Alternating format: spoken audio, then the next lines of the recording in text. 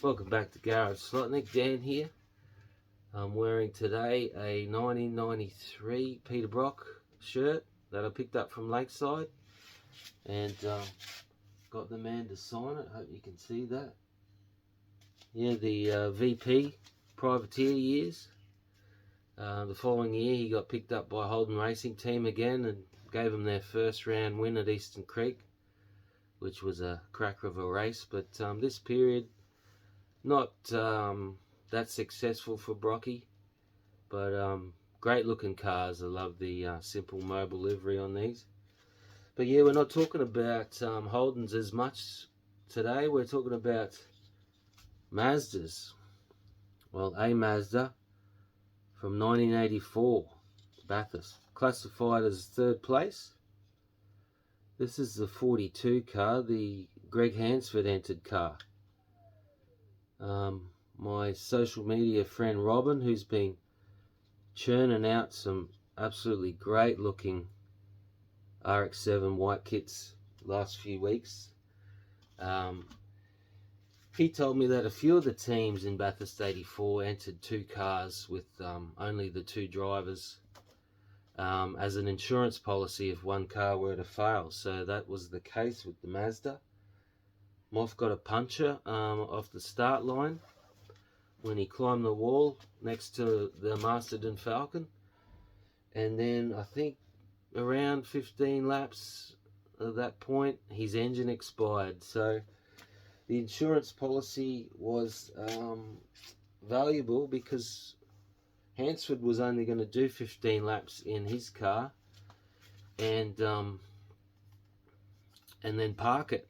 The 15 laps was to get his eye in on the track and the day, and then co-drive. So, and in the end, the car came third. So, but qualified 2 seconds slower than Moff's car. I think Moff did a 2:16, and this 42 did a 2:18. So, but it was reliable. So I decided when I did the VK Big Banger, I needed another Group C car to race, and rather than kind of scratch build another Commodore or even a Falcon, the Revoslot was an easy way out, the white kit. Well, I thought it was going to be easy, but yeah, the white kit has no instructions and a lot of parts and no real explanation. A lot of the parts don't actually fit into the grooves, or sometimes there's not even holes in the parts to put them in. You have to drill your own holes and things. So it was definitely a challenge. And the other funny thing is I actually forgot that Revoslot was doing a Peter Stuyvesant livery. It wasn't until I was watching the Aussie Slot Car Show and DG said he was gonna wait for the Peter Stuyvesant at the end of the year, and then I went, oh shit, that's right. But there was another thing I remember now, thinking that the 43 may have been the 83 livery. So I wanted an 84 car just to match the Brock one. So that's how I went about doing that. So I didn't use the wheel covers provided with the white kit. I just simply painted these wheels gold. I noticed on Home Racing World someone put some Capri SRC slot car Capri inserts which fit. So I may track some down to get the BBS look at some point, but at the moment I think the gold wheels, painted gold wheels, is doing the trick. And I like the little chrome bumper. Yeah, the white kit came with a few chrome muffler. The white kit came with a few muffler options, but ultimately not the one the Moffat cars had. So, but I'm not going to worry too much about that.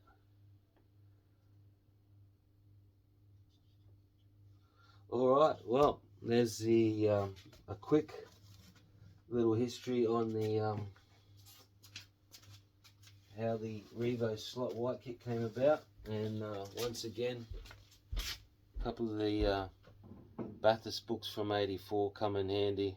Lots of pictures and some facts about the race. So yeah, let's do some racing.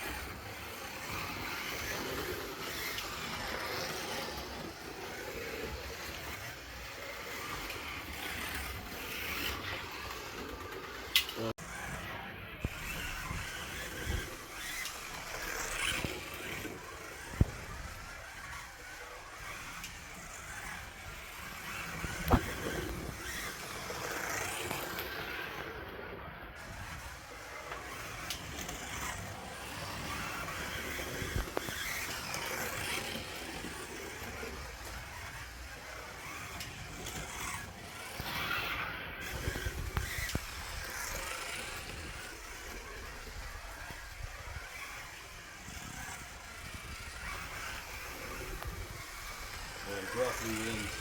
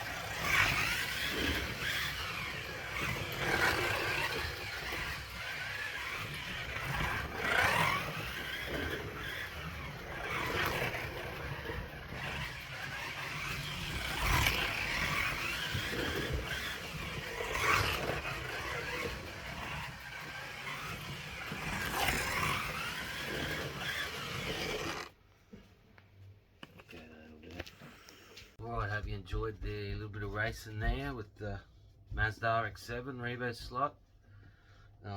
Yeah, so no magnet in that, it's just Small, agile little car, getting around the track pretty well. A little bit more loose on the outside lane, but the inside, flat out, all around the bank. I was going flat out on the outside bank too, but that's when it was getting that big wiggle at the exit there, and Brocky was making the time up. Yeah, so next part of the video is actually a video recorded. It was the night I dropped the Eddie Van Halen Celica around the Hughesys. So I just had it down at my track and making sure it worked and handled well, and so I got a few laps going around that and just a little bit of history, I think. I can't remember what I actually said about it now, but a little bit of history on the car, and yeah, once again, big thanks to Dave Volk also for making it possible with the body and chassis. So yeah, so check it out. Alright, welcome back to Garage Slotnik, and if you're watching this, you may or may not have seen Hughesy do a video on Frankenslot, and yeah, this is a 76 Toyota Celica, and a little while back now I was talking to Hughesy, and he was saying how much he misses one of his first cars, I think it was, which was a 76 Celica Coupe, which he said he had fitted with hollies and carburetors and things like that, so said it was a bit of a weapon. So I went about trying to find a 3D body of a coupe, and didn't have any luck. So I thought, instead of trying to recreate the car he had, I thought I'd try something totally different. So I combined a couple of his loves in one. So alright, so in the build process of the planning stages, I got my friend from NBS 3D Bodies to print me up a body, and which was fantastic. And then I realised that I didn't really have any sort of chassis ideas other than an XU1 Tirana to make it work. So I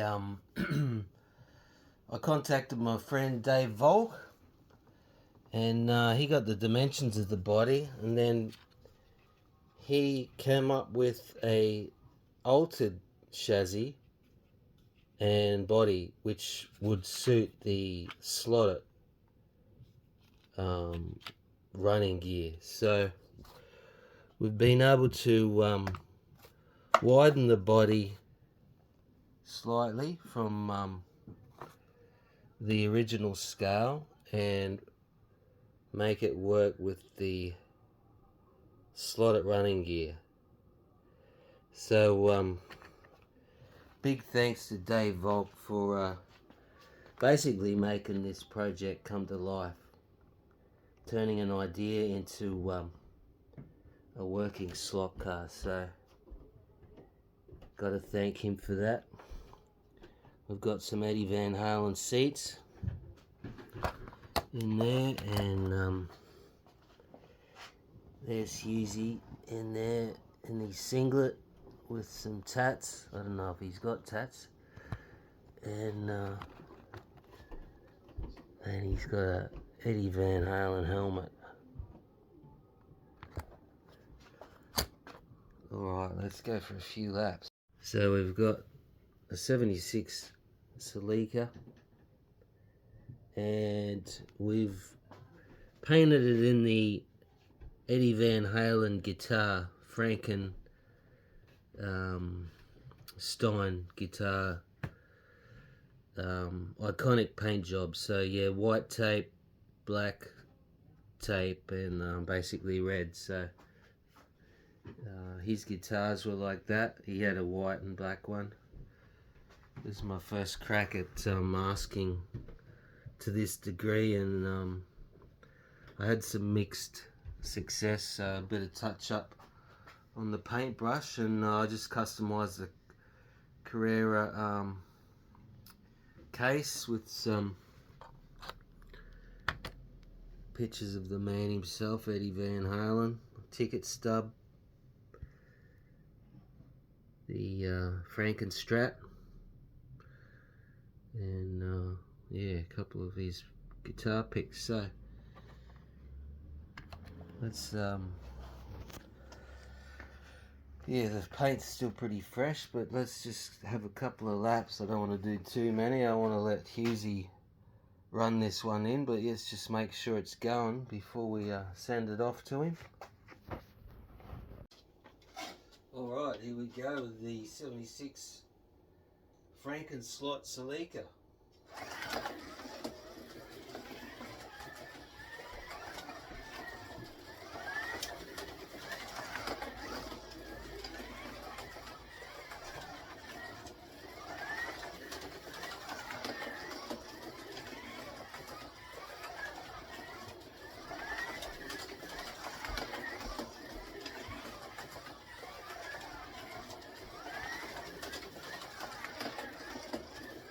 Cracker. Got a bit of pace.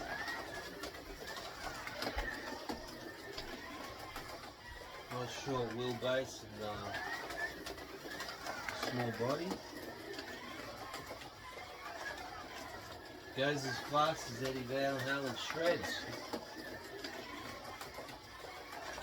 Do a couple of dive bombs from the whammy bar into the corners, into the chicane.